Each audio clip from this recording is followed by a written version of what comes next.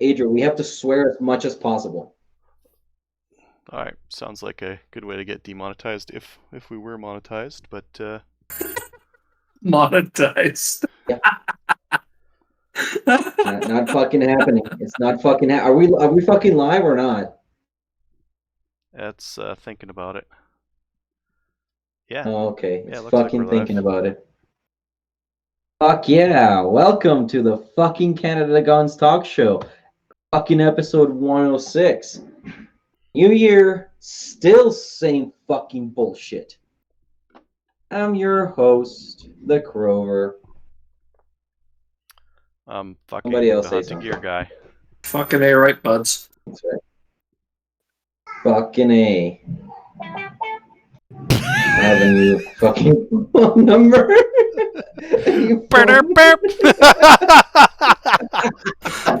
That's like fucking two tunes off fucking McDonald's there. Shit. Fuck yeah. Jeff says we're live. That's it. We're here. Mhm. We're still doing this. New Year, still same fucking bullshit. Nothing's happened, right? Like in the last month, nothing of importance has happened at all, right? Let me think about that. I can't think of anything. Can you? No, Adriel, can you think of anything that's happened in the last month of any kind of significance? At all? Keltec came out with that 50-round pistol thing, which will be a 5-rounder in Canada.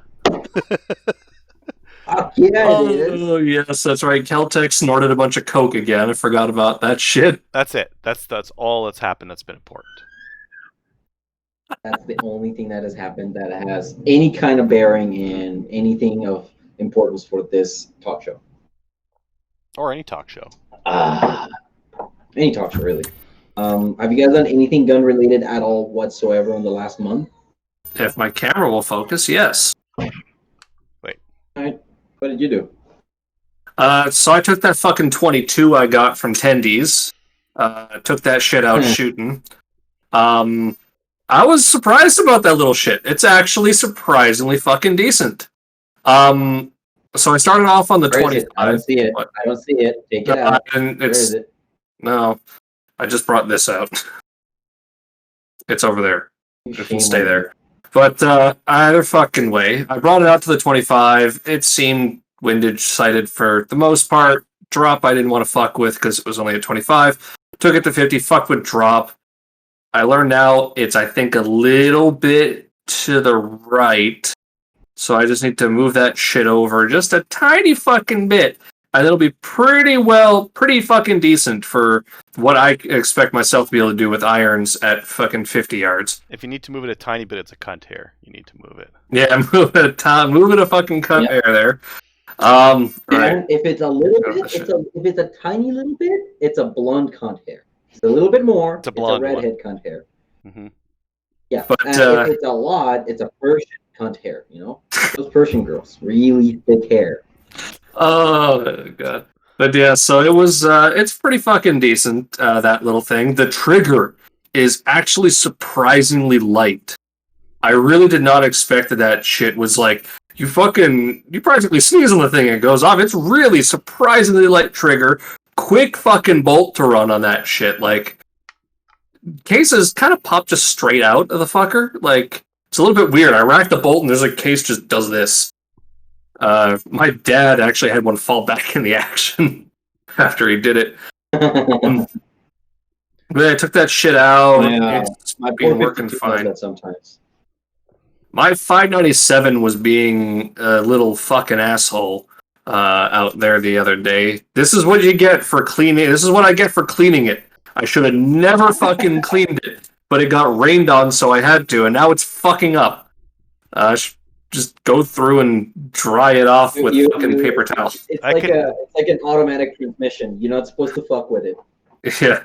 Well, I can tell you where you can find the problem. You look on the side. Look on the side of it, and usually there'll be like a stamp. It says Remington. Yeah, there'll be a stamp, and it says Remington. That's where the problem starts. Yeah. But no, I found out it doesn't seem to like Ely Sport. Because I bought some ammunition that's actually worth a shit because I had fucking bulk federal crap. So I bought some ammo that's worth a shit to try and find out where the fuck it groups. It groups of them all. I bought Ely Sport, Federal Gold Medal Match, SKK Lapua in the yellow color, and Aguila match. Yeah. You just butchered that Spanish word, Aguila. Yeah, well, I don't fucking care. I know I did. No, I don't care. How do you pronounce it then? Aguila. Aguila, No, right? Aguila. Aguila. Yeah, whatever.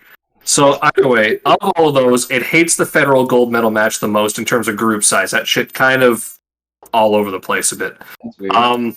The Aguila and the SK Lapua were fine.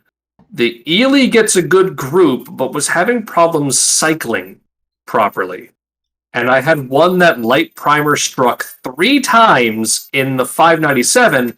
When I put in that Chinese fucker, it shot no problem on the first one.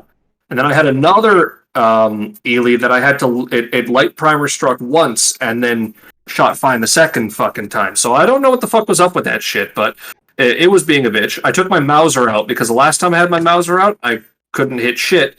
And then I went to the 50 and it was shooting low. So I was just wondering if it was the ammo. So I brought out 2 different brands of ammo, the PPU that I got and Federal, 2 different grain weights, and both of them shot 6 inches fucking low at 50. And I thought I had this fucking gun sighted, and so I am pissed off at the fact that it has now decided to unsight itself again. Maybe So I gotta go at the shooter though. Like that's a potential too. I'd had my dad shoot it too. He was having the same thing, 6 inches low. Ah, come on. So it's not just, and the group was great. The group with the 170 grain Federal was like, doesn't mean he's a good shooter. the group with the 170 grain Federal was like 2 inches, but it was 6 inches low of the fucking bullseye, and I'm just like, God, fuck! I already thought I had this. I was at 100, pegging a fucking 3-inch fucking colored square at 100, and now it's doing this shit, and I don't. And so I gotta go with the file to the front sight, or I'll wait until it's warmer and try it again. I don't know if temperature's fucking with it. I don't fucking know. Wait. Those are hand loads, right? No, these are factory. Oh, okay. Well, granted, the ones I was shooting before were surplus. Some powder is affected by temperature. That's why Varget is like what everybody uses because it's not temperature susceptible. That's weird. But I think the last ones I was shooting were surplus. So maybe there's a difference with like 70-year-old half unreliable fucking FN surplus. And when I shot my hand loads, it shot roughly point of aim, but my hand loads were like about half. Like in the range there, you had about a 10 grain range, and I was right in the middle of that. What are you reloading for again? What kind of gun are we talking about? This was 8mm Mauser. Yeah. 8mm Mauser, yeah. Okay. So it was like 44 grains of 48.95 went in there, thereabouts. You use Varget like literally everybody else. Varget just seems like a fucking meme to me. I can't take it seriously because of it. Like, oh, you have a rifle? You want to load for it? Varget. Oh, you said you have this weird obscure Varget. You want to load for a rent Varget? The answer is I'll have to bear that in mind. I still don't have a reloading bench set up yet. I need to buy that shit and clean space for that shit. But yeah, so I went out with that Chinese 22 twice now because despite Ontario being locked down, gun ranges are still open. They are considered essential exercise, so I can still go shooting and not be violating COVID restrictions. Yeah, it is. Even though I have to drive across 5 different regions to get there. Also, I got some news back about my 357. So I emailed Wolverine about that, and they got back to me saying they are waiting for parts from Smith & Wesson. And they don't have an ETA on those parts. But the good news was hearing that they are waiting on parts means that there was something wrong, and it is now going to be fixed. That's what you think. That's what I would hope. We're going to let you believe that for now. That's what we're going to let you believe for now. I mean, hey, I had to send my phone. I had a I'm just GP100. I had to send it to Ruger's fucking warranty center because the ball bearings came out when I was cleaning the gun. Because on that thing, I had to take the cylinder off every time I fucking shot it. It was really annoying, and that's why I got rid of it and got a Smith & Wesson, which I had to send it for warranty. I don't have luck with revolvers, do I? Doesn't sound like it. Also, I've been playing a lot of Red Dead Online. That's made me want a bunch of random cowboy guns that I've never wanted before. Oh, did you wait a minute? Did you just say cowboy guns? It's funny as that's one of the ones I don't have. But I've debated buying the 1897 pump, the Norinco one that went up at fucking at Cabela's. Don't do it. I know it's kind of a piece of shit, but it's up for $300, and I was like, like, look, I take it from somebody who buys cheap shotguns. You get what you pay for, Yeah, and unless it says Mossberg Maverick 88 on the side, don't buy a cheap shotgun. Yeah, I know. The expectation was that it was going to be a pile of shit, but I was just looking at it going, and then I was like, nah. Don't do it. Oh, in case Maybe if I could get it for like 200. Yeah, maybe if I could get the thing for $200, but not 300. Yeah. Anyway, Israel, what about you?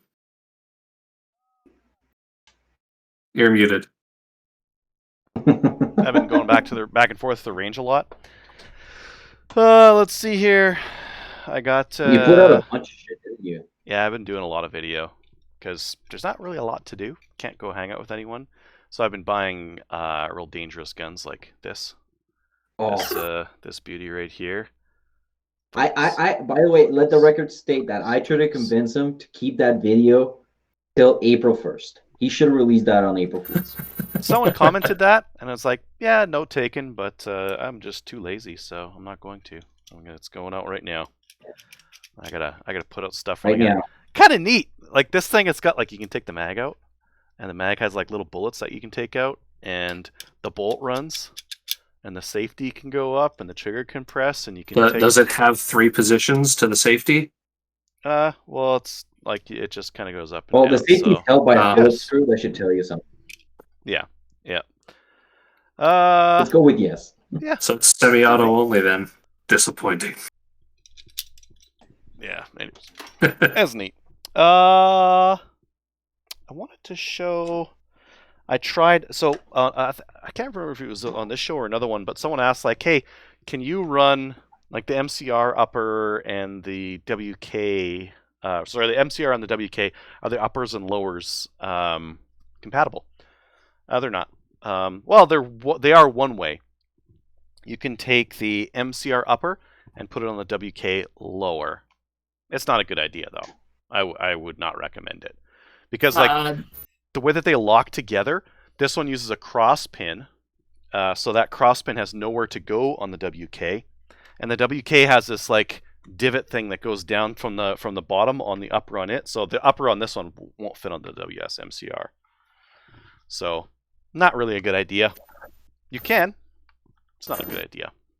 Yeah, so if it's not secure, then yeah, because I was just thinking, because the WSMCR upper is the one you would want because it's going to have less problems. Mm-hmm. So that's where all the problems are on the WKs in the upper. Well, I mean, the WSMCR, Not necessarily, like... You guys remember the... What's that? The... Actually, no, never mind. I guess the bolt failed, so yeah, technically not. The bolt, the gas system, like those are the things that have been failing on the WK, and the MCR wouldn't fail on those things. I mean, like you're saying, like it wouldn't hold in securely, but like that divot thing didn't really do a heck of a lot. Like there's still a little bit of movement on the WK, and when I put the WS on there, it was about the same. Like I wouldn't. Now, are the major failure points being the bolts and the pistons? Are those cross compatible between them? Oh man, I don't want to check. I'm not going to check that. I'm not going to check that. Let's tell people to just get the MCR and upgrade the parts on it. But like gate cotter pins, not roll pins. yeah. I was talking with some of the maple seed people, and they were talking about known distance. Known distance is basically take maple seed, but now do it instead of doing it all at 25. Do stage 1 at 100, stage 2 at 200, stage 3 at 300, and stage 4 at 400. And just use the same size targets the whole way out. So nice big targets all the way. Stage 4, 4 of those big targets out there. And this thing, although I'm worried a bit about the durability, the accuracy on it has been really good. It's at or below 1 MOA with like commercial grade hunting ammo. So I set it up for that kind of shooting. Decent scope on there, a sling for shooting maple CD kind of things. Actually, these slings are like an eBay kind of version of the MS4, the Magpul, and not bad. They've got like a quick adjust on the sling here, so you can adjust the length on it really easily. And I would say the only thing I would really recommend is this tail is quite a bit longer. I would just cut it, and then what I did is glue it like that, just so it's not quite so long. These are $8 though, like really cheap, and that's with the push button With the hardware on there. Yeah, and they're 1.25 inch width on them, so it's just really hard to beat that. If you do end up cutting this, you can't really use it as a single point sling, so you can't really use this double to single thing. But single point slings are stupid, so I don't really care anyways. But, you just trigger so many fucking people. If you ever run a single point sling for a course or something like that, like you have to keep your hand on the gun anyways, or your gun will just like swing and hit you in the dick. It's just like constantly swinging from that single point, and it's got weight at the bottom, and it's gonna nail you. So yeah, they're not that good. Fine right for on like the dick. if you're out on patrol or something like that, and you're gonna hold your gun most of the time, and you just need the sling to like take a little bit of weight off, or like just be like have hands free for a little bit, it'd be fine. But if you need to do anything where you're not going to have your hands on the gun very much, a 2-point's better. Yeah, it's just better control.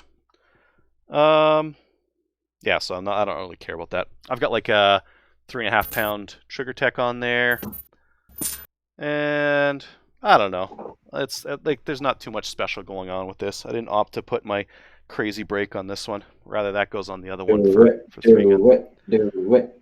I could. I'm not going to. And then on the Discord, some of the guys were pointing out that, hey, there's these cheap Bushnell binos, and they were their EDX line, which are in Canada $500, and they were selling them for right around $270. And I ordered one, and I fully expected it to be fake. I fully expected the binoculars to get here, and I'd be like, I'm going to find out these are counterfeit. And they're not. They're real. So they were not Bushnell. They were not Bushnell, yeah. And I mean, like there's a couple things that are kind of hard to fake. Visual acuity, like just the clarity of the glass is really good. The hydrophobic coating on it is hard to fake, and it's got that on there. So yeah, they're real. And for the features, this is their high-end one. So now I'm kind of regretting not getting those. Because I saw that, and then I just decided not to. Because I'm like, I don't really need binos. I bring a spotting scope to the range, but... Is your spotting scope like an expensive, really nice spotting scope? It's a Bushnell Trophy series? No, it's not. No, it's not a fairly fancy high-end one. It's not like bargain bin fucking Canadian Tire special, but it's not like $3,000. Yeah, the trouble with spotting scopes I found is that you need to spend like $600 up before they're good, and the visual clarity you get out of like a $300 pair of these aren't 300, but out of a 300 pair of binoculars is usually pretty good. Like I can look at hits at 100 with this fairly easily. The magnification's not enough for 200 or anything like that, but I found on spotting scopes you can't really use them at like on cheap ones you can't use them at 200 anyways. I haven't tried it too with that one, or have I? I don't think so. I can see it 1 just fine, 50 just fine. Yeah, but like 1 and 50, like again, these binos are great, really easy on the eyes because both your eyes are looking out. You're not like squinting or anything like that, and your field of view is good. It's like I mean, it's I feel with that It can depend, I think, on the size of the bullet holes. Because with 223 and 22, because of how small they are, it can be difficult to see individual hits. Even though, like on this previously, I had a 12 times zoom scope. On my Howa, I've got a 16 times. And even with that, sometimes it can be hard to distinguish the hits. Again, what quality glass, though? Because I have So this one, I had a Nikon Monarch or M223 on it, so not terrible glass. Mhm. The Howa's got a Nico Sterling it came with. It's cheap, kind of crappy. I've been meaning to replace it with a Vortex for a while. Vortex are a bit expensive. Like I can't depending really on spend which on a one. scope right now. Yeah. Like I got that Citron S3, which is like a $1,200 scope at 10 times. Easy to see the holes at 100. So the difference is in the quality of glass, not the magnification. So that's why, like, even a lower magnification, higher quality glass, you'll be able to see stuff better when you start looking at those fine details. I don't know. I gotta go. I'm gonna start reloading, I think, for this thing, because if I'm gonna shoot like matches for it, and I'm gonna shoot up to 400, I'm gonna reload some like match ammo for it.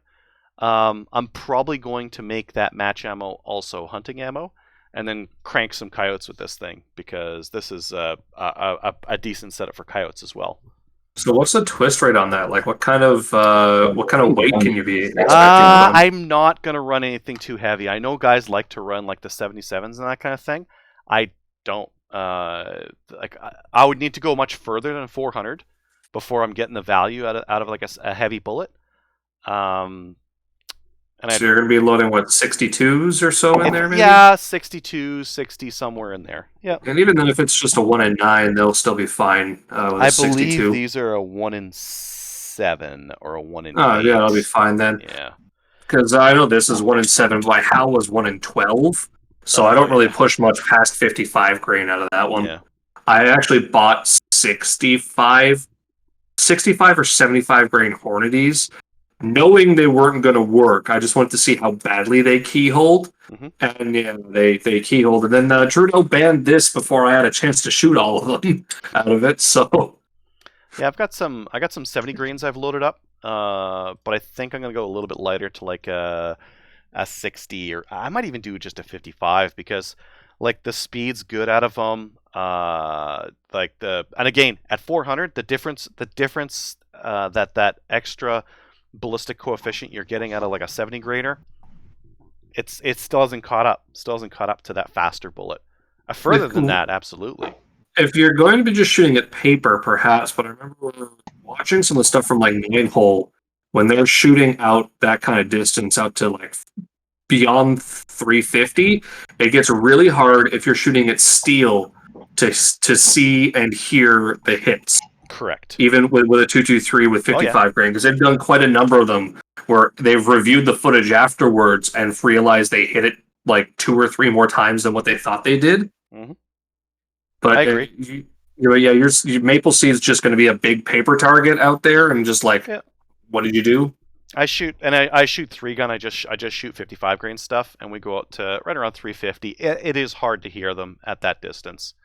And the heavier stuff does have like a little bit more of a meteor smack to it downrange. But I don't care about muzzle. I don't care about energy downrange, because a 223 at 400 yards still lethal for a coyote. Don't care. Yeah. So I'm just gonna load up some, I don't know, 55, 60s, somewhere around there. Something that maybe like a VMAX or something like that, and crank coyotes and paper with it until this thing breaks. So, next shooting trip? I've been lucky. Like a lot of people have been having theirs break. I haven't had anything break on mine. Like it always goes back to some work, some don't, and that's kind of a problem when you think about it. Mine was fine. My buddies died 3 times in 3 different ways, catastrophically. So. Yeah, and then Garrett hunts with his. Garrett hunts with his. Yep. That's about it for me. What's that? I bought a pistol light, and I bought a couple pistols. I bought the real Streamlight, and then I bought a fake Streamlight. I'm going to compare them. I'm going to compare them against each other. Good. Yeah. Meme it up as much as possible. Yeah. How about you? Talk about engaging nephew rapists at the mall. Oh, I'm missing this reference. It's the mall ninja Hmm. saving the mayor's nephew from the rapists. That's why they're allowed to carry. That's a deep meme hole. If you ever, by the way, there is an actual mall ninja.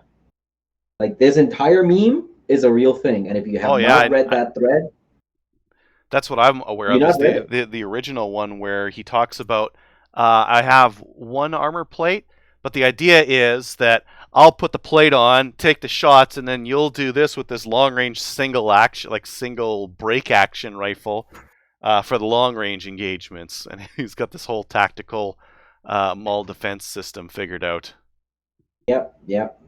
Well, I'll link that. I go back every once in a while and I reread that, and I just think to myself, that person's out there. That person is out there. Mm-hmm. But speaking about completely useless pieces of equipment, take a look at this. I did a thing. I had one of these lever action 12 gauges, gosh, like 7 years ago. It is a copy of a over a century old design, and it shows. It's archaic. That's the only way to describe it. Just grab some dummies here, and I'll show you why it is so completely and utterly. Did you get it out shooting? Yeah, I took it out today. Hmm. I went out shooting. That's what I was gonna say. That's Oh what have I yeah. been up to? Did you have your leather chaps on and your every single. tassel? Yeah. Do you not have those on when you go shooting? I don't have any cowboy guns, so I don't feel it fits. I got this gun because I wanted to see if these guys would work. Mm-hmm. And I will show you with the dummy that I have in here why they do not. But yes, I bought one of these so that I could try it out. Found out that it would not run the mini shells, so it is now up on CGN. If anybody wants to buy it, you're more than welcome to this piece of junk. But the issue with these guns, this is a dummy. Look at the hole. Nothing's going to happen with this thing. The issue with this thing is you see a way to put ammo into this firearm. Oh, I know the way to put ammo into that firearm, but Osmosis. It has a magazine tube. There's got to be a way. It doesn't come out the front, so it's not like a Henry. It doesn't have a Kingsgate, so it's not like a 30-30. So what is left? Is that what you call that? A Kingsgate? yeah. Oh, neato like language I never heard of before. I always heard it was like a side loading game. So Henry, remember? So this is the lineage. The Henry rifle with the stupid tube loader, right? You pull the tube out and you load from the front. Then Winchester takes the patent from a guy called King. The last name was King. Puts it on their 1873s on the side. Presto. We have just solved the issue. It's a King's Gate. You put it directly into the action by pushing down on the elevator and ramming shells into the magazine tube. I love the back of the breech there that just like flaps open. It's just a crappy little flap that's just sitting there. This entire thing is just one piece. Like from up here all the way to the bottom, this whole thing rotates around this pin right here. I've taken one of these apart before. It's a fucking bitch. Okay? Oh yeah, we're supposed to be swearing. Yeah. John Moses Brown didn't design it for you plebeians to go fucking with. Yeah, dummy. This thing was designed in 1858. No, right? It was not. 1887. 1887. Jesus Christ, I'm losing my mind. 1887 was this thing came out. And back then, shells were shorter, right? When you would have a shell, it would usually have something along the top to keep everything in. Crimping wasn't really a thing. So there it lies the issue with this gun and modern ammunition. You put this guy in, and you again have to fucking finger the fuck out of it. See, there it is. Push that down. You can have to go in nose in first. It's really fucking stupid. Try it backwards. Try putting the back of the There you shell go. in first. So it's in the elevator, or it's in the magazine too. So you close the action. You open the action, and it pops into the elevator, and it will feed into the chamber. If this was a live shell, you would go bang. Okay. Nothing happens. This time. And with authority, there goes the shell. Let me show you what the problem is. Ooh, fuck you. I mean, one of the problems is it's got a 2.5-inch chamber. Is that what their spec as? You'd think they would fix that. No, well, that's how Oh. Browning designed it back then, 2.5-inch. Kind of how the old action is designed to work around. Look at the length of the hull. Okay? When you try to eject this, if you go about being a little sissy with it,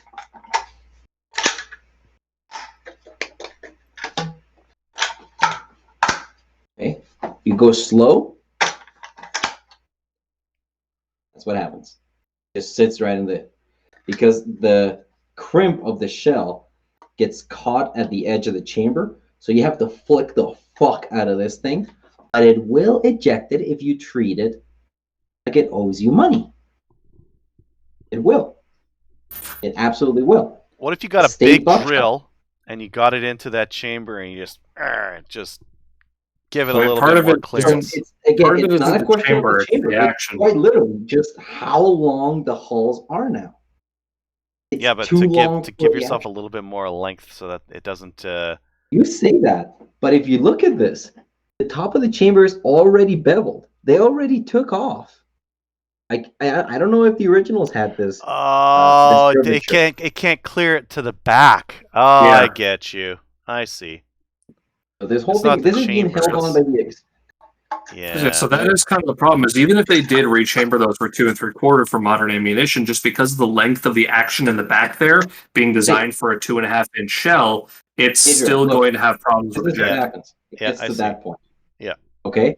But if you fucking ran it, it will eject it. Mm-hmm. Okay? And that's why I thought the one and what the hell are these? Like one and Mini shells, yeah, 1 3/4. 3/4. It's really sad what happens. So it goes into the elevator, assuming that. Oh wait a minute! I'm gonna try to actually do this. I'm gonna try and put it in there, see what happens. So it's a lot easier to actually get it into the magazine tube. I fucking wish it ran. Close it. Open it. So it's now in the elevator. Take a look at what the action does as you begin to close it. It dives. It dives. It's too short. So the elevator begins to drop as soon as you start pushing on the lever. But the only thing that keeps the shell in line towards the chamber is the front of the shell catching on the mouth of the chamber. So when you go right here, look, it goes down. It just takes it straight underneath. Take a look at this with an actual long shell. Right? It begins and boom, it catches. And if you look, the wings on either side of the action are going to start to drop. Boop, there it goes.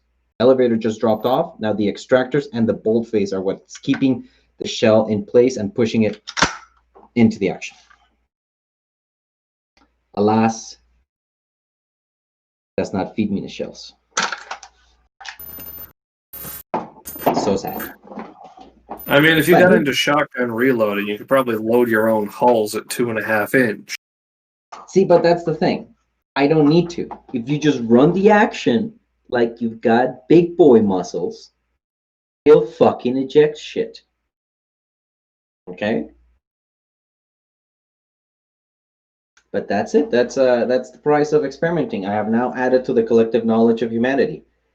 The 1887 action will not run mini shells. So sad. Disappointing. This morning I bought an RDB. Yeah, saw that. Oh, this thing has a half cock, by the way. This is the only safety it has. Yeah, well, I mean, it's from 1887. What do you expect? And this half cock. And I Better than don't think new. I don't think they even after they brought the pump actions out. I don't think they bothered to continue making those. So there was no need to try and adapt a modern safety onto the fucking thing because no one wanted it. No one wants these. No one should get these. I think I keep debating whether or not to turn this into a class gun or not, just to fuck with somebody. It's Should I? such an unlikely fucking way to load the gun that is literally the only kind of gun that loads that way. That and other archaic shit from that era. So there's no point. If someone wants that kind of gun, they're going to learn about that gun themselves. It's better to show them a lever action with the King's Gate, because that's the most common, the most likely they're going to see. I literally have a Model 94. I have the fuddiest of 3030s. Yeah.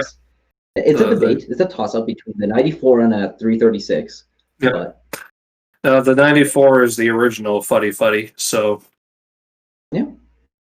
I wish, because the ones at the Hunters Association classes, they have and one that's old enough that still says 30 WCF. Oh, yep. I remember seeing someone with a gun with that, and he was like, "I don't know what this is," and so I actually didn't know at the time either. I googled it, and I'm like, "Oh, it's 3030." Yep.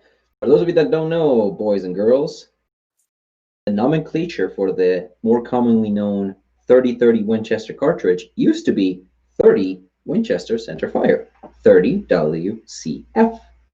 And it was originally If you have an Marlin. old enough gun, It was originally Marlin who started calling it 3030 for 30 caliber, 30 grains of powder, because they did not want to put Winchester's name on their guns. And then they eventually reached a common ground some point in the past where they called it 3030 Winchester to acknowledge Winchester designed it. 30 Winchester. the thing, you know what the safety on this thing is? This is my Half safety. cock. Half cock. It's got a half cock. Beautiful, as all hammer guns should. Yeah. Yeah. So again, I was just telling Gracie, I might turn this into a course gun. I might not. If you get your hands on it unreviewed before it sells, then you get to add another stupid gun to your not category. What am I thinking? Catalog. To your Catalog. channel. Catalog. Yeah, catalog. Catalog. It has a nice panache when you call it your catalog. My catalog of films. Very high quality films. Very high quality. And now that you have an assistant editor, it shows. Mm-hmm. Yeah, they do all the editing now. So how about them Capital Boys, eh? Do we want to talk about that, or are we going to get taken off of wherever just for mentioning it? Let's keep it brief. So shit went down in the US of A. However you want to call it, shenanigans ensued, and now people are going to jail. Well, they committed several felonies, so it's not surprising. Mm-hmm. Uh-huh. So to those that think that they are being persecuted, so sad. Maybe you shouldn't take selfies. And to everybody else, we don't associate ourselves with that kind of folk. No. Nope. None of us storm That's the not Capitol. us. We're way too Nope. lazy, and it's too far. Yep. See, Sounds double like chin. work. Definitely not going down. Yeah, it's too far. Double chin. It's too far. Too much work. I would lose my double chin by the time I get there. And you'd get the Rona. You would get the Ottawa's apparently not so bad right now. No. Apparently, I don't know. They're apparently doing better than we are per capita and numbers wise, but that's unsurprising. Alberta's trending down, Way down. but they are still not lifting restrictions. The only thing trending Just down a in bit of- Ontario is our freedoms. Oh, you just triggered a whole other subset of people. It's undeniable, no matter what the hell they want to say, this is restricting our freedoms. Whether or not the government is allowed to do it will be determined by the courts for the next pandemic. But fundamentally, this is an infringement on multiple charter rights.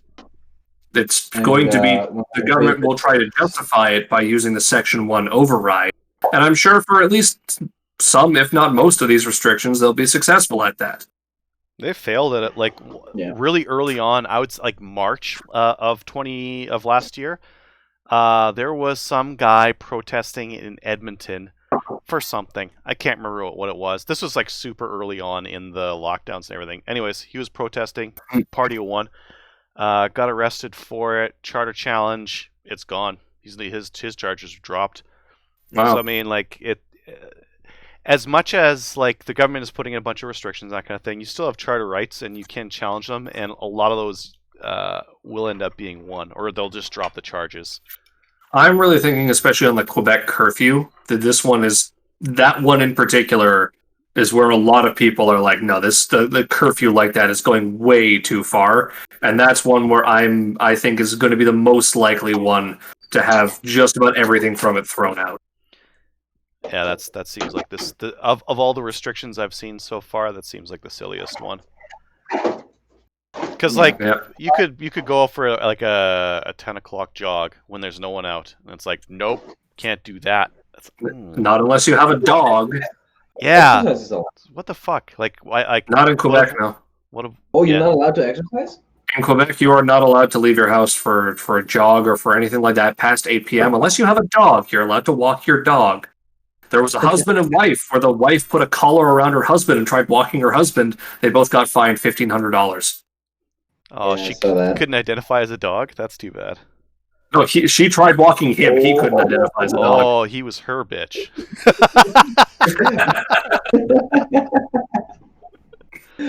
Oh, that's technically correct. Are you glad you tuned in, viewer? Are you glad you tuned in? We even have anybody? Oh yeah, there's people watching. Well, I guess one of the nice things is that because like most outdoor ranges are outdoors, you can go there, and a lot of those are still open, so you can at least go out. My ranges have been busy as fuck. Oh no, they've been dead here. Really? Because there's nothing else to do like in the winter in Alberta other than like go hang out with buddies or go to the range, and like you can't hang out with friends. So. Ontario is full of fair weather shooters. As soon as the temperature drops below freezing, people just don't go to the range. Well, especially if it's outdoors. That's go down south to Florida. They go to Florida there until they closed all the indoor ranges, but they would go to the indoor range if they had enough money, just so they could be comfortable and warm and whatever. I still go out in the fucking winter. I don't go out when it's minus 20, sure, not like you guys in Alberta, but like if it's minus 5, I'll go to the range. I don't care. And there's so few people there because they're just like, oh no, it's below 0. I'm not going shooting. Or, oh, I heard it might snow today. I'm not going to go shooting or something like that. That's like in Alberta, except 20 degrees lower. So if it's like, oh, it might be minus 20, more people won't go. But there will still be people there. It will still. But that's the thing. Is you hit freezing here. Today was, like I said, today was 8 degrees. And when I got there, there were people in every bay. I went into the 50-50. You know which one I'm talking about, Adriel? The one we did the Maple Seed at. Yeah. Yeah, and then a car pulled up behind me because that was the only empty bay when I went there, and then a car pulled up behind me and ended up shooting with like another 2 guys. On the other side? Or with you? No, they shot with me because we were shooting at the steel. Yeah. Cool. You stand over there, I stand over here. Yeah, no, well, for they one... Shot the 357, they were really excited about it. So for one, outdoor ranges are allowed to be open, but indoor ones aren't. Silverdale's got a restriction of 5 people per range, and they're making you book range times in order to enforce that. And the RSOs were telling me that like when they first lifted the restrictions in May, the initial lockdown, where they had shut down shooting ranges, when they let them back in, the first like 2 weeks was super busy, and then it's just being fewer and fewer and fewer people the whole time through. And like when I went out with my dad last weekend, there was like one other person on the 50-yard range we were at, and we didn't even book the handgun range. We just like, hey, if there's space on the handgun range, can we go shoot? And the RSO was like, yeah, there's 2 bays open. You can go ahead and shoot there. And so we went over, shot there, because it's just, no one's been showing up. And one of the problems was because of the booking thing. They've been cracking down on it because people would like, maybe I'm going to go, so I'll book a time, and then not show up. But the range shows booked solid, and it's vacant. And I've been there to see that happening. The RSOs told me at one point in like June or July, they had an 85% no-show rate for bookings. Oh. So they started taking attendance because so many people were not showing up. So they started taking attendance, and people who wouldn't show up, they started banning them from booking range times because you're wasting people's time and not showing up to this shit. You're being an asshole. And so they're like, you can't book range time for a while because you keep doing this. Makes sense. And like the owner of the range just started sending out emails like the day before your scheduled range time. She sends an email saying, if you can't show up, email me and cancel. Mm-hmm. So yeah, that's how things have been going at my range. And my buddy belongs to another range, but he lives like further out and kind of more middle of nowhere. And they're just like, yeah, just don't have too many people on the range. And other than that, that's crazy, man. I would, if I could, I'd be out there fucking every week, every fucking week. See, it's just because of the distance to drive. It's a pain in the ass driving for like. There's no traffic right now, so it's actually about an hour and a half. Oh, come on! You should be out there every week. Hour and a half is kind of far. Like there's an indoor range now that's 20 minutes from my house, and so I've been thinking about getting a membership there. But the problem is everything in the GTA is expensive as fuck. Like membership there would be, I think, $700 for the first year, and membership at Silverdale is $500 a year.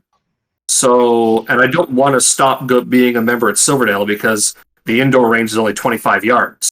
I want the fact that Silverdale's got 200. They're trying to open a 300. They've already got it built. They just need approval from a whole bunch of dumb bullshit that happened. Crazy. I'm the member of 2 ranges for less than the cost of your like $100 less than your cost. One of them has out to 300 and is gorgeous, manicured grass, beautiful range, and the other one goes out to 800 and has 3-gun and steel at everything from 50 to 800 every distance. All has steel. See, this is the problem with Southern Ontario. Is 500 is like the going rate for a range in Southern Ontario. And it doesn't matter where you look, and anytime a new one opens up, it's like 500 or more. It's expensive and stupid. And so that's the problem, is I'm looking at like, okay, there's a closer place that actually has, like, Silverdale doesn't do any competitions right now because the CFO shut their competition ranges down years ago and hasn't given them approval to reopen them because of some annoying land dispute or something. So they don't do IPSC, they don't do IDPA, they don't do 3-gun, they don't do shit all. They used to do IPSC, so I know that when they can, they're going to start it up again. But that's the thing, is nearby is Target Sports, and they do IDPA, they do IPSC, they do, I think, ISSF. So I've been thinking about joining them because they're indoor, they're a half-hour drive, and they do IDPA, which I'm already a member of, and IPSC, which I've been wanting to do for a while. It's just a matter of then I'm be like $1,000 a year in range fees. Like, yeah. Exactly. That's Toronto problems here. Is fucking rent sucks, range fees suck, insurance sucks. Fucking this city is atrociously expensive to live in. You get beer and wine at the grocery store. You can get beer and wine at the grocery store for sometimes it's $1. Thanks, Doug Ford. Fuck you. Don't you do your job online? Like if your job is 100% virtual, can't you like? No, it's not 100% virtual. Oh, that's too bad. Yeah. Got to get one of them. Brutal. And you could would be nice. You could move out to like bumfuck nowhere, New Brunswick, or something like that, and buy a house, a beautiful house for like 80 grand. And it's even before the pandemic again too. I was looking at like jobs in Alberta and and Edmonton, and Calgary. there's no jobs here right now. Yeah, that's It has to problem. There's no jobs be too. virtual. So that is the problem. Is there's no jobs there. I don't know. I'm still thinking like with Biden getting inaugurated tomorrow, we'll see what his immigration policy is like and whether it's easier for me to move to Arizona after that or not. Oh, he's gonna cancel Keystone and just So, screw the Alberta problem hard. is then you'll have a Democrat president in the U.S., and that's just going to be a whole whack of fun. Yeah, but I mean, you go to a Second Amendment sanctuary state like Arizona. They're not going to listen to the shit he's going to try and pull on them. There's only so much That's that true. they'll be able to do, though. Like some of the stuff he Yeah, will be able at to some get point, through. If he goes federal, it's like, Because I'm pretty sure like the background check system's federal, right? And if he Background says check system's federal. if he says you can only get by one gun a month, that's very easy to enforce. You don't process any more background checks for people who have only purchased their allotted one gun a month. Buying stuff online, no more of that. Ugh. I mean, still a lot better than Canada, but ugh. and then they'll put out all the fucking ears of all the assholes up here. It's like, wait, what are they doing? Huh? Assault weapons ban, all the things. Yeah. Well, it's not Yeah. like we don't Speaking already of have those kinds of problems. Nothing in the courts lately, right? Nothing at all, right? Yeah, totally. Absolutely nothing happened yesterday in the court system whatsoever. Nothing at all. Or wait, did something happen? Did something happen? Not yet. It Crazy, hasn't. crazy that something happened? Okay, so obviously anyone who knows anything knows that the CCFR, as well as two other applicants, had their injunction hearings for the order in council heard yesterday by the judge who is going to be presiding over the case. So what an injunction is it's basically trying to say that if you don't stop this from being enforced, there's going to be irreparable damage done, and so you need to stop this from happening until the final court case can settle whether this is allowed or not. So apparently getting an injunction... Remember, it's okay because people can just go use other guns, but if they use other guns, we'll just ban those too. Yeah, so there's a whole bunch of shit that happens. So the thing is, an injunction is apparently not actually all that easy to get. It's actually very difficult to prove that irreparable damage can happen in a number of cases. I mean, realistically, I don't see how they could possibly say that Maccabee Defense is not suffering irreparable damage from this, because their whole fucking business shut down. They made one gun that got banned by bullshit. Like, it's not named. It got banned through the FRT, and like the judge was not happy about the FRT at all. It would have been nice if Maccabee had some better answers on some of the questions around their farm. financials. Yeah, the guy just basically, I don't know anything. My wife does all that stuff. Okay, but do you make money? I don't know.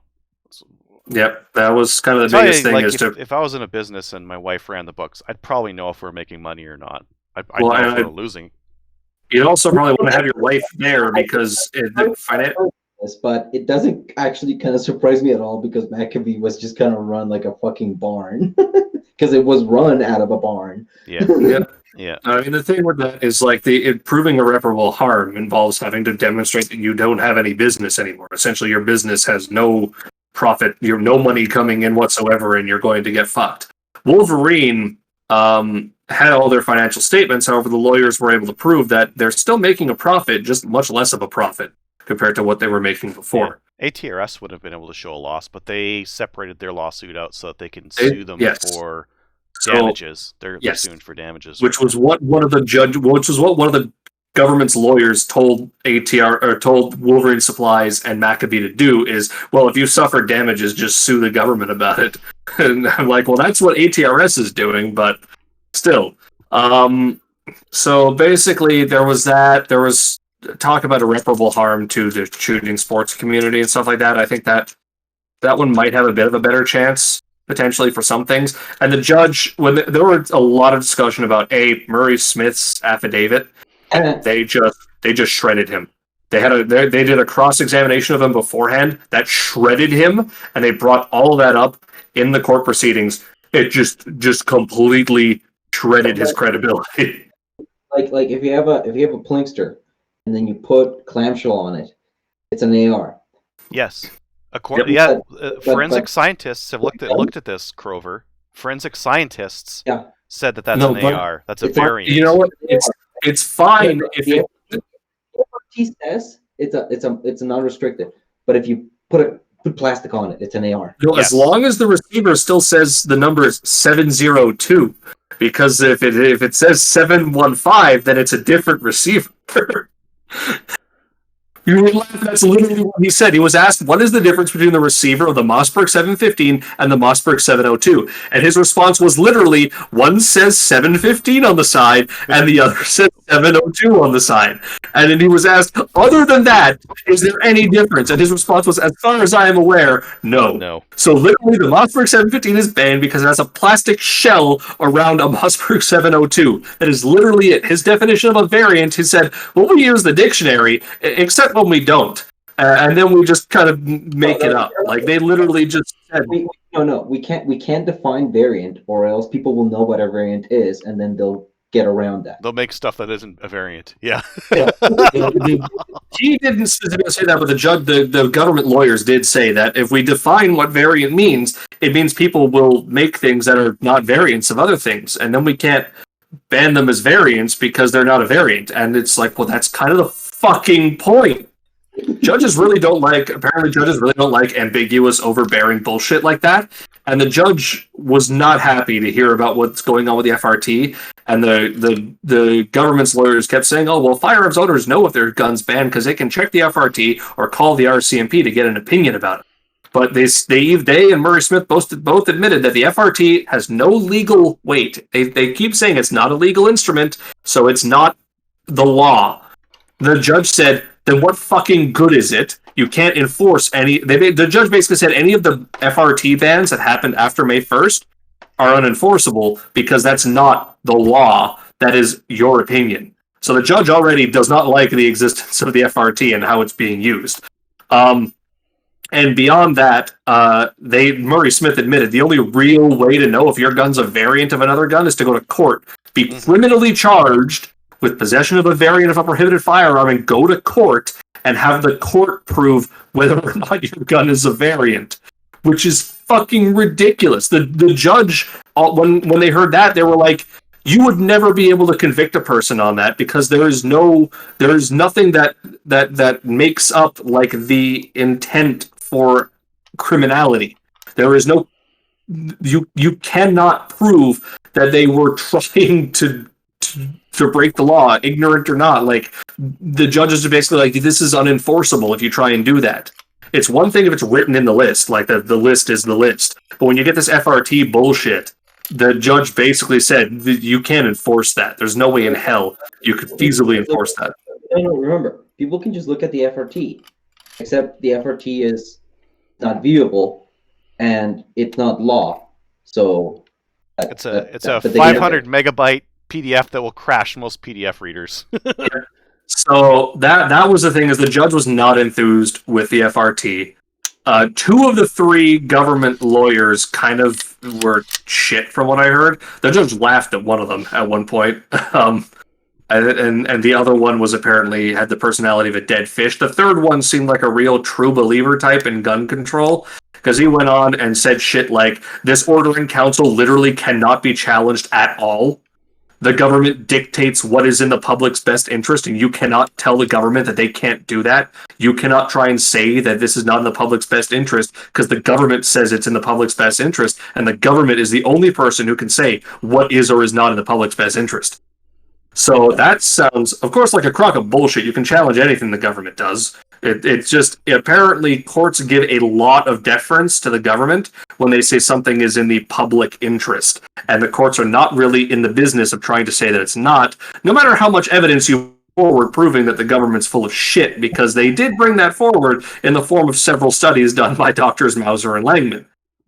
Which one of the government lawyers tried to claim should be considered inadmissible, while then also trying to claim that Murray Smith's submission as an independent party should not be considered inadmissible, in part because so much of the arguments centered on his affidavit but also because just because he worked for the government doesn't mean he's not allowed to submit an independent thing, even though he's the one who banned all of these things and developed the systems under which they are getting banned. So, that kind of doesn't work like that. Either he is basically a government employee and therefore falls under the government in this, or he's not. You can't really have him be an independent party because he's inherently biased from his previous employment and technically still current contract employment. But obviously I'm not a lawyer, so I can't say that with 100% certainty, but realistically you look at that and that's kind of the common sense conclusion you come to is how can he possibly be considered an unbiased third party when he was the one who did all of this? So that's basically that's the argument that our side was making to try and have his affidavit disqualified and him disqualified from being an expert independent witness, is that he's not independent in this. Or an expert. But what they're trying to go is he's not an expert. That his opinion is like super relevant, but don't put too much weight on it. But like it's super relevant. Just don't put too much weight on it. But it is relevant, okay? Mm-hmm. Yeah, so as far as I'm aware, the lawyers representing the pro-gun side, there were 3 separate applications for injunction, and all 3 of them were heard today. They represented themselves, from what I understand, fairly well. The government side didn't, except for the last guy who came prepared with a whole lot of case law of previous cases where people asked for an injunction and it wasn't granted. And previous cases involving public safety where they were told to fuck off. So he came with a lot of stuff there, and as I said, the things he said were very like true believer gun control pushing stuff on that matter. So at this point, it's kind of up in the air as to what's going to end up happening. A lot of people, myself included, actually went into this with a cautious amount of optimism, given how much the RCMP has been fucking around with the FRT. And I think a lot of people after the hearing are kind of feeling like we might not be able to go and get these back again, or anything that's named in there. We might be able to still go shoot and hunt with them, but I don't think they're going to go and give a full injunction on that. But a lot of people are expecting a full injunction on anything banned through the FRT at this point, because the judge really did not like what the government was saying about the FRT system, about how ambiguous this shit is, about how it's being abused by the RCMP, about all of this stuff, and how inconsistent the government's position on this thing was. Mm-hmm. So judges don't like that. So a lot of people are expecting that it's debatable at this point. We're not too optimistic on this. But if you've got an ATRS, if you've got a Maccabee, if you've got a Typhoon, F-12, if you've got any of the stuff that was FRT banned, people are optimistic the judge will put an injunction against the enforcement of the FRT bans and basically say, if it's not in the list, it's not banned, stop fucking around with this.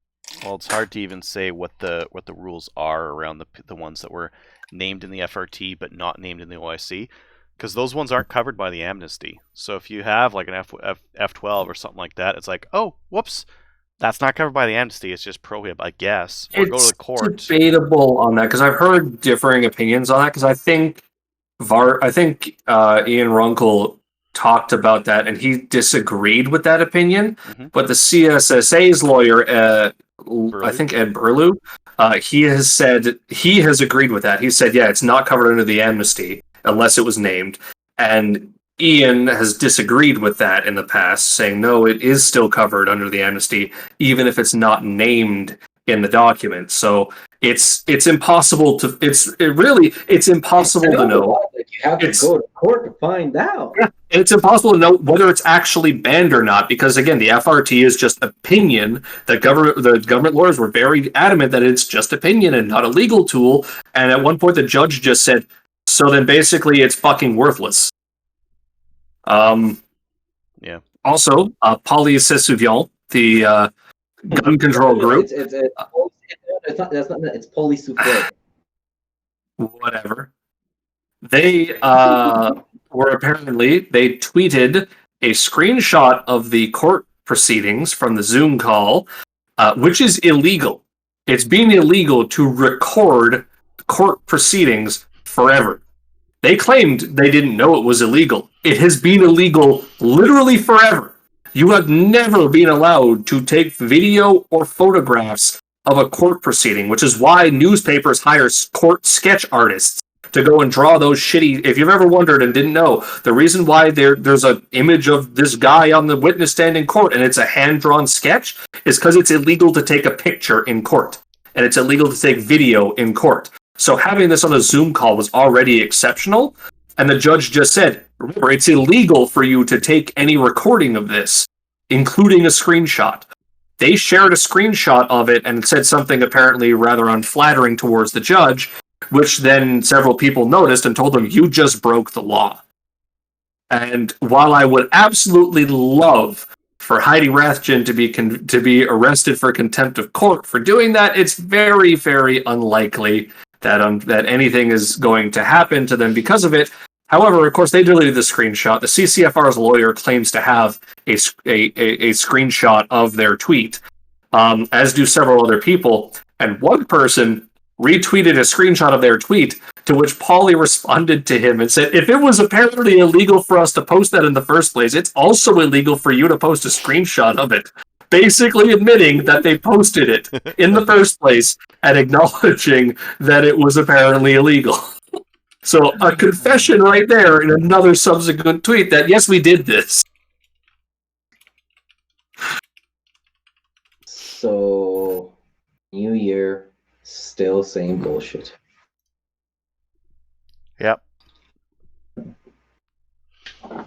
I'm running my class this weekend. Yeah. Hopefully another 12 people will have their licenses. Yeah. Make sure to wear your mask. This is how you wear it.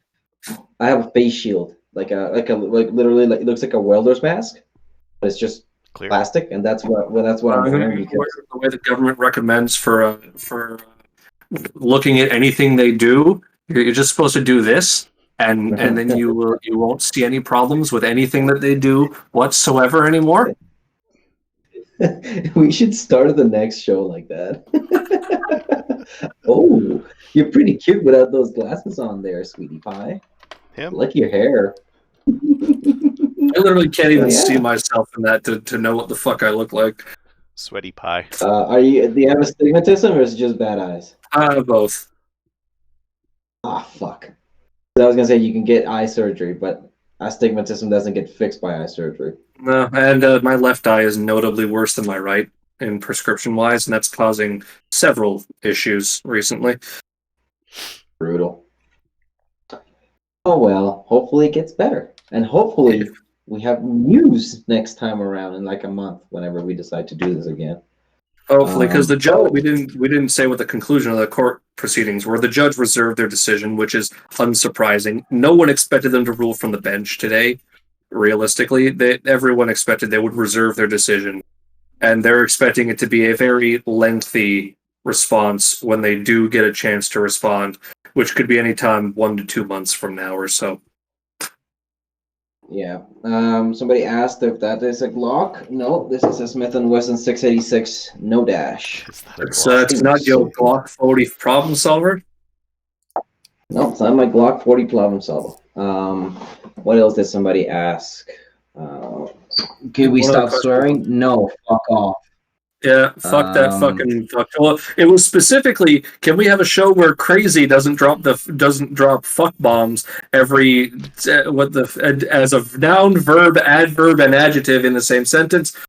Fuck no, I'm not gonna fucking stop fucking swearing every goddamn fucking sentence you fuck. Thank you. Ammo shortages. Have you guys seen anything? Yes. Not yet. They cost more. Yeah, it costs more. 223 in bulk is out of stock at a lot of the places around here right now, at least.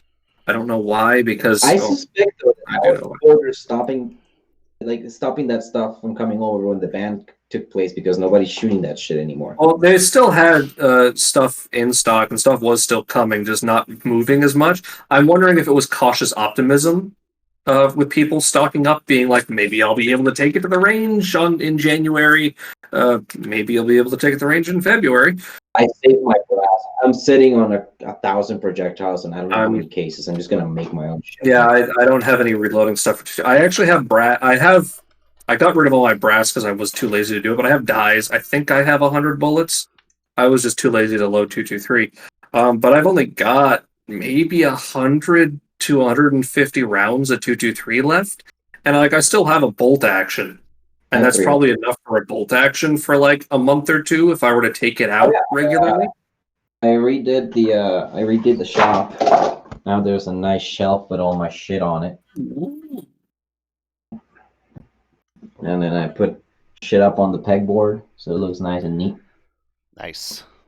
But yeah, so I actually do need more 223, and if I am at all able to take this out to range ever, that's of course like the first thing I'm going to go and buy is a bunch of 223.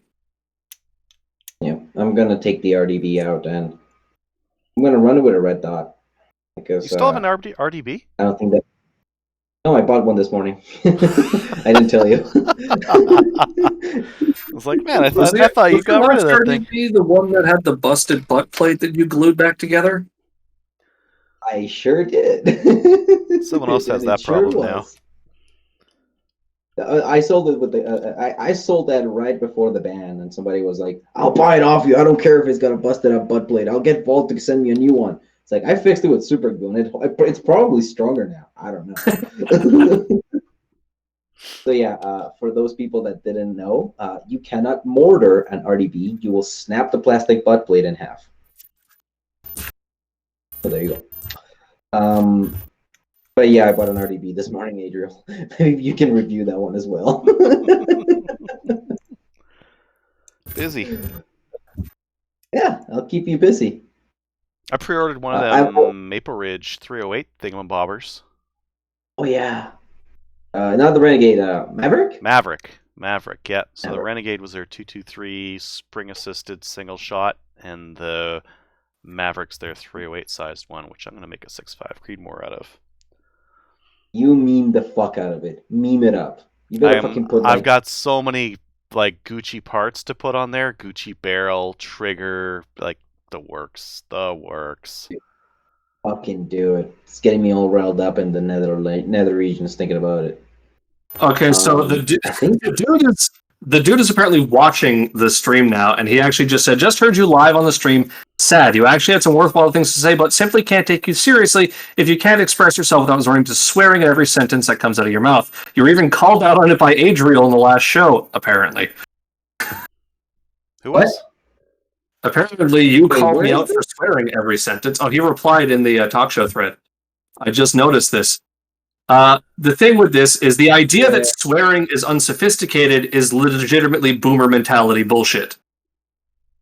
Like, it's a stance I have firmly held. Swearing is a very normal and accepted part of the casual Canadian English lexicon, especially among the younger generation.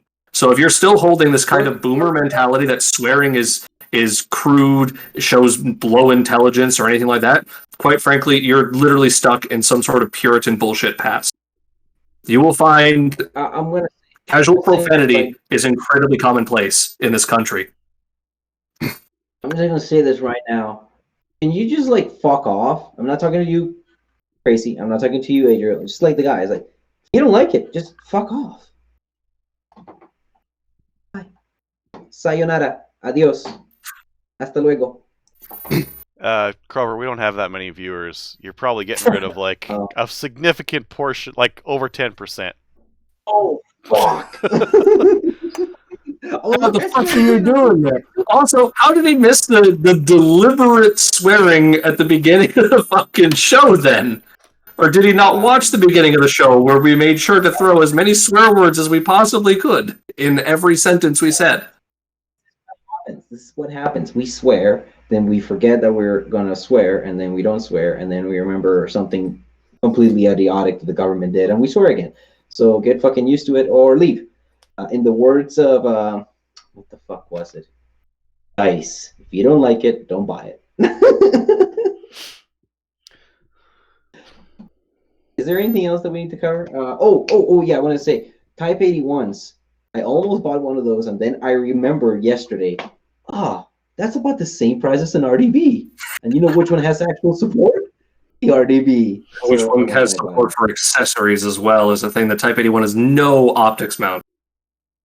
Yeah. Somebody. I mean, did you see the guy that put all the AK shit on the Type I've 81 seen rifle? some people with that. I saw another dude who put a side mount on it, but the problem is he had to like fuck with the safety a whole bunch on it, and I just kind of don't I don't care. want to I do don't care. that. I don't care that there's no support for it now, except if there is an alternative that has support already, which is why I went with the RDB. Yeah. But the second shipment of Type 81s, LMGs came in, and even TAC imports were like saying these guns went for almost twice retail when we brought them in the first time. They haven't sold out anymore. Yep. And I texted it to Adriel. They are on the EE for asking for retail now. For a reasonable The market- price. The market has hit its limit. So I mean, all those people asking 2,000 for them, fucking enjoy them. I'm glad I didn't. I was debating on the second shipment trying to be a scalper, buy two and sell one for twice the price. No, That I'm ship, glad I decided not to try that. that ship has sailed. They are now on the EE for retail price. Neat. Neat. The Type 81 rifles are still going for astronomical prices because they have not been imported in a year and a bit. But TAC Imports has been dropping hints that there might still be some foreign government ordering them, and so there might be another production run of Type 81 rifles. What remains to be There's seen is if they'll still be $1,000 or not. nothing that I would love more than people like shitting the bed when their fucking $3,000 asking price just goes nowhere. But let's not dwell on it. Let's just relish on it. Let's move on. He Adriel, responded again, typical response of, okay, boomer, you have next to no viewers. We've never had any. You're losing yet another that actually wants to support the community. So, oh my god, he's using the viewers. so you're down to what, 3 viewers now, just the 3 of you talking. Okay, that's how it's always been. You say that as if we actually give a shit. Like, because literally this entire time has been like half the viewers are us with the stream open in the side here, and maybe like 2 or 3 people from the subreddit. We've literally never cared about that. This is an excuse for us to get together and shoot the shit, and we broadcast it in case someone actually wants to watch it. If you don't want to watch it because we're swearing, and you're some sort of fucking, you got to stick up your ass, okay, then don't. Like, oh god, yes. Oh my god, yes. Okay. There, I relished on it. Tastes real good. Adriel. Yo. When does Maple Seed start up again? I don't know. Well, like it's a guess. Everything's a guess at this point because who knows what's going to happen with a startup date because COVID. Oh right, Ontario. Ontario is like locked down. Well, we couldn't run Alberta. we couldn't run an event right now in Alberta either. courses aren't Why even not? running in Ontario. There's It's no it's events. education. I mean, Yeah, you can't run a sporting event. I guess it's more sporting than education. Okay, Yeah. That's fair. Yeah. Oh well. At some point, we will have more Maple Seed. I will. I still haven't finished reading up all the material for the training, but I will one day. Don't worry, and I will participate in one of those phone calls one day, Adriel. I swear. I'm gonna make more ammo. I'm gonna clean my guns, and then I'm gonna shoot an RDB with a red dot and see how bad it gets when it gets hot. Because I think that fucking handguard has got something to do with it, and if I keep this one, I might upgrade it to that nice M-Lock handguard. Why don't you put a scope on it for your testing and like really hammer Oh, on I already did. The last one, remember? It's a 1.5 MOA gun until the barrel gets hot, and it's not. Then it gets really not. But you can do your own testing. Neat. Okay. Neat. Anything else? Nope. Viewer, if you didn't like it, ciao. Oh, did we lose Crazy? No, I'm just browsing for like literally news articles about casual profanity use in Canada and how commonplace it is. Well, you know what? I don't think you have to worry about it. Like there's shows out there that there's no swearing in them, and there's shows there are. And this particular show, there is swearing. That's it. A lot of it. Yeah, you don't like there's other shows where there isn't. There's and like it's not like that we have like a monopoly over Canadian gun talk shows. There's lots of them. Yeah. I think our only crowning achievement is our persistence at the complete and utter lack of progress in terms of gaining people. No one cares about this. We don't. Neither should you. If you enjoy our banter, good. If not, so bad, so sad. Adriel, kill it.